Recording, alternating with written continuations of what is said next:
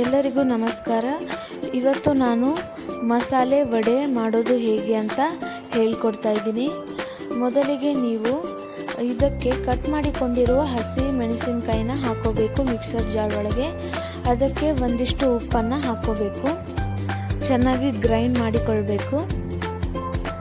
ನೋಡಿ, ಈ ಥರ ಪೇಸ್ಟ್ ನೀವು ಮಾಡ್ಕೋಬೇಕು. ಈಗ ಒಂದು ಪರಾತ್ ಒಳಗೆ ಮೈದಾ ಹಿಟ್ಟನ್ನು ಜಲ್ಡಿ ಹಿಡ್ಕೊತಾ ಇದ್ದೀನಿ.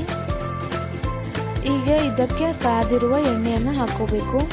ಈ ಕಾಯಿಸಿರುವ ಎಣ್ಣೆಯನ್ನು ಹಾಕೊಳ್ಳೋದ್ರಿಂದ ವಡೆ ತುಂಬ ಕ್ರಿಸ್ಪಿಯಾಗಿ ಬರುತ್ತೆ. ಈ ಥರ ನೀಟಾಗಿ ಕಲಿಸ್ಕೋಬೇಕು. ಈಗ ಈ ಹಿಟ್ಟಿಗೆ ನೀವು ಹುರಿದಿರುವ ಎಳ್ಳು ಹಾಕೊಂಡ್ರೆ ನಡೆಯುತ್ತೆ, ಅಥವಾ ಹಾಗೆ ಎಳ್ಳನ್ನ ಹಾಕೋಬಹುದು. ಇಲ್ಲಿ ನಾನು 3 ರಿಂದ 4 ಟೇಬಲ್ ಸ್ಪೂನ್ ಎಳ್ಳನ್ನ ಹಾಕೋತಾ ಇದ್ದೀನಿ. 2 ರಿಂದ 3 ಟೇಬಲ್ ಸ್ಪೂನ್ ಅಷ್ಟು ಜೀರಿಗೆನ ಹಾಕೋತಾ ಇದ್ದೀನಿ. ಹಾಗೆ ನಿಮ್ಗೆ ಎಷ್ಟು ಬೇಕೋ ಅಷ್ಟು ಖಾರನ ಹಾಕೋಬೇಕು. ಮೊದಲೇ ರುಬ್ಬಿಟ್ಟಿರುವಂತಹ ಚಿಲ್ಲಿ ಪೇಸ್ಟ್ನ ಹಾಕೋತಾ ಇದ್ದೀನಿ. 1 ಟೇಬಲ್ ಸ್ಪೂನ್ ಅರಿಶಿಣ ಹಾಗೂ ರುಚಿಗೆ ತಕ್ಕಷ್ಟು ಉಪ್ಪನ್ನು ಇಲ್ಲಿ ಹಾಕೊಳ್ತಾ ಇದ್ದೀನಿ. ಈಗ ಎಲ್ಲವನ್ನು ನೀವು ಚೆನ್ನಾಗಿ ಮಿಕ್ಸ್ ಮಾಡ್ಕೋಬೇಕು. ಈಗ ಸ್ವಲ್ಪನೇ ನೀರನ್ನು ಹಾಕೊಳ್ತಾ ನೀವು ಮಿಕ್ಸ್ ಮಾಡ್ಕೋಬೇಕು. ಜಾಸ್ತಿ ನೀರನ್ನು ಹಾಕೋಬಾರ್ದು. ಎಲ್ಲವನ್ನು ನೀಟಾಗಿ ಕಲಿಸ್ಕೋಬೇಕು. ಇದನ್ನು ನೀವು ಪೂರಿ ಹಿಟ್ಟಿನ ಹದಕ್ಕೆ ನಾದ್ಕೊಂಡ್ರೆ ಸಾಕು.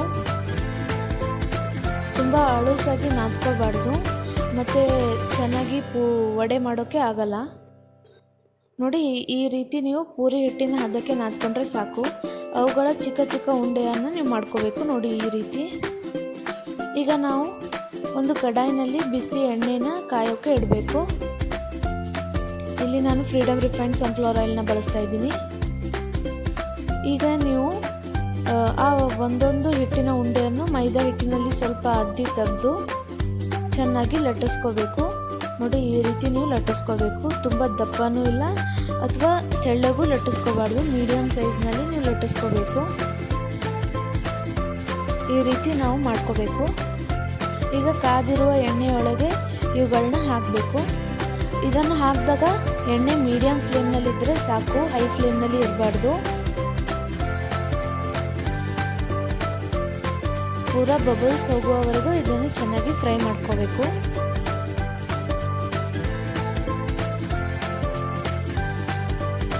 ನೋಡಿ, ಎಷ್ಟು ಬೇಗ ಫ್ರೈ ಆಗ್ತಿದೆ ಅಂತ.